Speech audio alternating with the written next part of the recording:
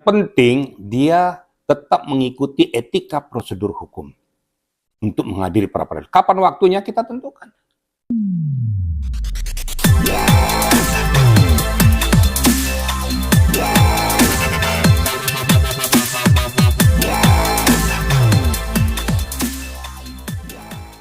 Baik, terima kasih untuk rekan-rekan media ya. Mungkin pernah saya sudah ulas juga tentang masalah ini ya. Jadi kita ambil dulu satu-satu ya untuk menjabarkan secara sistematis. Yang pertama tentang masalah pra-peradilan. Pra-peradilan itu adalah merupakan hak daripada terlapor atau pelapor. Itu hak. Dia untuk meminta kepastian hukum dan keadilan terhadap komposisi daripada seseorang yang ditetapkan sebagai tersangka. Tentunya dengan tujuan bahwa dia tidak merasa saya sebagai tersangka diajukan ke pengadilan melalui pra-peradilan. Itu dulu satu ya. Yang kedua, pada saat pengajuan pra-peradilan tersebut tentu kan perlu analisis. Perlu analisis daripada hakim pra-peradilan. Yang pasti hakim pra-peradilan di pengadilan akan menerima pengaduan, permohonan daripada pra-peradilan daripada si terlapor tersebut. Nah, makanya disuratilah pihak kepolisian, khususnya Polri ataupun wilayah yang menangani kasus tersebut. Nah, sekarang kita menunggu pada pokok permasalahan bahwa sudah diundang kedua belah pihak. Ya. Diundang kedua belah pihak untuk mempertanggungjawabkan ataupun untuk mencari formula siapa sebenarnya yang benar. Apakah pra-peradilan dia benar, apa pra-peradilan tidak benar. Tentunya apakah penetapan tersangka itu sah secara hukum, atau memang penetapan tersangka itu cacat hukum. Itu dulu. Ya. Yang ketiga, pihak daripada tersangka menghadiri pra-peradilan. Itu sah secara hukum. Dan sudah berada di pengadilan. Yang jadi pokok masalah, sekarang pertanyaan masyarakat, kenapa penyidik dari Polres tersebut tidak hadir yang diwakili pihak Divkum Polda. Ingat loh ya, Divkum Polda. Karena itu akan dikuasakan kepada divisi hukum yang ada di Polda. Kalau di Polda disebutkan itu bak hukumnya. Ya. Nah sekarang pertanyaannya, kenapa sih para penggawa yang menjadi kuasa hukum daripada penyidik ini tidak hadir? Tentunya penyidik ataupun yang menguasakan itu mempunyai pertimbangan-pertimbangan hukum. Ya. Pertimbangan-pertimbangan hukum untuk dapat menghadiri pada saat itu atau mempersiapkan segala formula yang berkaitan dengan pra-peradilan tersebut. Saya sudah pernah sampaikan, saya pernah mengajukan pra-peradilan kepada hakim pra-peradilan ya waktu di Jakarta Selatan. Kemudian penyidik yang menangani itu menunda, tidak menghadiri pra-peradilan tersebut. Tentunya pasti akan menyurati pihak pengadilan, menginformasikan, memberitahukan bahwa untuk saat ini kami belum bisa menghadiri pra-peradilan tersebut karena mempersiapkan segala sesuatu yang berkaitan dengan pokok materinya. Nah, itu kira-kira. Masyarakat, kenapa begitu? Apa takut? Bilang, enggak.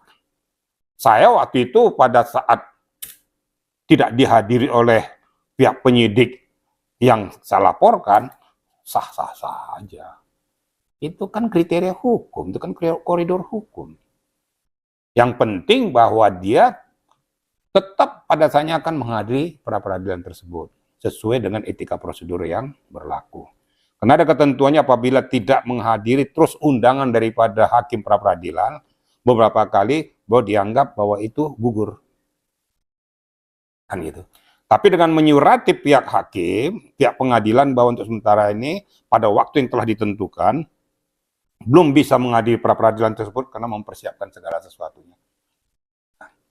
Sehingga pada saat pra-peradilan berlangsung nanti, apa yang menjadi pokok masalah itu sudah ada tanggapan dan jawaban dari pihak yang dilaporkan. Tapi kan ada yang mengagetkan Bang saat momen pra-peradilan itu berjalan. Hakim sendiri tidak ada kepentingan. Kedua, hakim juga berbicara bahwa sangat disayangkan karena ini waktu, jarak. Ya kan? Terus ketiga, di pra-peradilan itu, ya kan, bahwa ada dugaan untuk meyakinkan P21 dengan ketidakdatangannya dia. Gimana Bang? Abang melihat? Hakim menyatakan bahwa sangat disayangkan itu hak daripada hakim tersebut. Saya tidak mau ngejas, tidak mau mempeta kompli apa yang menjadi kewenangan hakim. Itu menurut dia seperti itu ya silakan saja karena dia yang menangani kasus tersebut. Tapi kepentingan hukum juga dari pihak kuasa hukum daripada penyidik juga punya kepentingan juga. Yang penting dia tetap mengikuti etika prosedur hukum untuk menghadiri pra peradilan. Kapan waktunya kita tentukan. Dia pasti akan memberitahukan. Kalau hakim mengundang kembali, pasti akan mereka datangi, kan gitu. Kalau dikatakan untuk mengulur waktu itu silakan saja, ya. Itu menurut hemat saya itu sah-sah saja. Kan namanya netizen, namanya kuasa hukum akan mengeluarkan segala macam pendapat untuk mempeta kompli bahwa dia yang benar. Yang benar itu adalah hukum. Jangan paksa penyidik, jangan paksa kuasa hukum mengikuti alur pikirmu. Tapi kalau memang mereka berpendapat begitu, silakan. Nanti pra-peradilan di sidang tersebut akan membuktikan apakah penetapan tersangka tersebut sah atau tidak sah. Kalau seandainya sah, ya lanjut. Kalau dikatakan tidak sah, ya gugur. Tanggal 1 besok kan sidang kedua Bang. Apa melihat dari kacamata hukum dan mantan penyidik Mabes Polri? Seandainya ada dugaan tidak datang di sidang kedua itu, gimana Bang? Menurut hemat saya, seyogianya, sebaiknya, untuk mendapatkan kepastian hukum daripada masyarakat, kuasa hukum dari Polda tersebut harus hadir. Harus hadir. Sehingga masyarakat tidak bersangka tentang proses ini. Kalau menunda sekali, dua kali, tiga kali, kan seolah-olah kan mengabaikan proses hukum yang berlaku. Saya berbicara ini equal ya. Apa adanya saya netral, saya berharap juga pada saat ketika undangan yang kedua kalinya, saya berharap bahwa yang dilaporkan yaitu masalah penyidik tersebut dengan kuasa hukumnya dari pihak Polda, Binkum Polda itu hadir. Hadir sehingga sidang pra-peradilan bisa dimulai. Nanti mari sama-sama kita adu bukti, adu data, adu fakta, adu undang-undang yang mengikat dan lain sebagainya. Silakan. Itu dikeluarkan nanti tentunya hakim akan menilai apakah menghadirkan saksi ahli, saksi, ataupun apapun dia yang berkaitan dengan proses materi pra-peradilan. Nah, nanti tentunya dalam proses tersebut berjalan nanti hakim tunggal akan menilai, dia akan memutuskan karena dia punya hak prerogatif untuk memutuskan itu. Nah, jadi harapan saya tentunya seperti harapan masyarakat juga hadirilah. Nggak usah menunda itu. Tentu kan kurun waktu atau menunda ini kan sudah bisa mempersiapkan diri dalam menghadapi proses pra-peradilan untuk berikutnya. Tapi kan kita bicara nanti kan ini kasus berjalannya sudah hampir 20 hari PG ditangkap.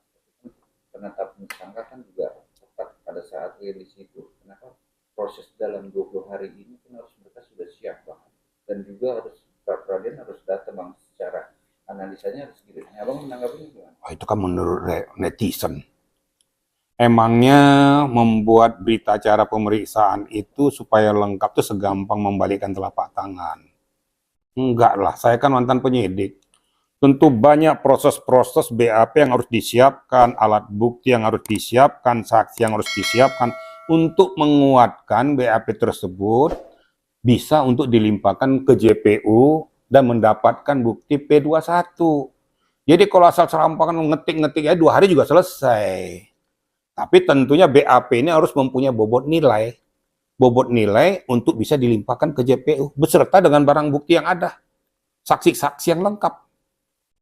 Berikut dengan tersangkanya. Nah, tinggal kita lihat apakah JPU menilai BAP yang diajukan oleh pihak penyidik itu lengkap atau tidak. Kalau saya tidak lengkap, saya yakin pasti P19. pasti P19. Nah, kalau lengkap ya pasti P21, penyerahan tahap 2. Nah, jangan pula kita berbicara tentang itu sudah ada permainan antara JPU dengan penyidik. Nah, ini salah lagi gitu kan. Ini yang nggak benar. Saya katakan siapa lagi yang harus kita percaya kalau tidak hukum yang berlaku di Indonesia. Kita hidup di Indonesia. Kepolisian apakah semuanya nggak benar? Terus nggak usah ada polisi lagi. Apa jaksa semua nggak benar? Nggak usah lagi ada jaksa. Apa hakim semua nggak benar? Nggak usah ada hakim lagi. Nggak usah lagi ada criminal justice system tadi. Kalau ada oknum-oknum yang melakukan, itu oknum. Ingat loh, bukan institusi. Saya tidak mengatakan bahwa semua polisi itu bersih. Jaksa bersih, hakim semua bersih. Kalau oknum, kemungkinan itu ada. Nah, mari kita berpikir lurus, jernih untuk mendudukkan pokok permasalahan sehingga proses ini bisa berjalan dengan baik. Ingat baik-baik, ya. Ada yang mengatakan bahwa udah nggak usah bubarkan aja polisi. Itu kan sudah emosional. Nggak usah ditanggapi lah. Negara tidak akan bisa berdiri. Ya, negara tidak akan bisa berdiri tanpa ada wilayah pemerintahan, tentara dan polisi. Jadi kalau ngomong seperti gitu ya sudahlah, itu mungkin lagi emosi atau gimana kan. Tapi suatu ketika, percaya dengan saya, kau pasti butuh polisi. Omong kosong. Di saat kau kemalingan, nanti saat kau digebukin orang, pasti kau teriaknya polisi. Nggak mungkin kau teriak ke Hansip. Di saat kau kemalingan, digebukin ataupun dibunuh orang, pasti kau lapornya polisi. Kemarin kan juga dari tim paksa dari salah satu pengacara dari dan diwakili sama Edi Mulyadi ke Mabes Polri membawa saksi-saksi pemalsuan saat BAP itu RT. Abang melihatnya gimana? Emang itu proses dijalanin apa? Ya, namanya setiap warga masyarakat mempunyai hak dan macam-macam lah gitu ya. Ada yang membawa segala macam. Saya merasa tim pencari fakta independen, tapi kan di mata hukum tidak berlaku. Tim independen harus berdasarkan undang-undang. Harus institusi tertentu ataupun penguasa tertentu yang mengeluarkan contoh presiden menyetujui dilakukan tim independen yang terdiri dari masyarakat, pemerintah, dan lain sebagainya. Tapi kalau tim independen sendiri mau melakukan itu, dasarnya apa?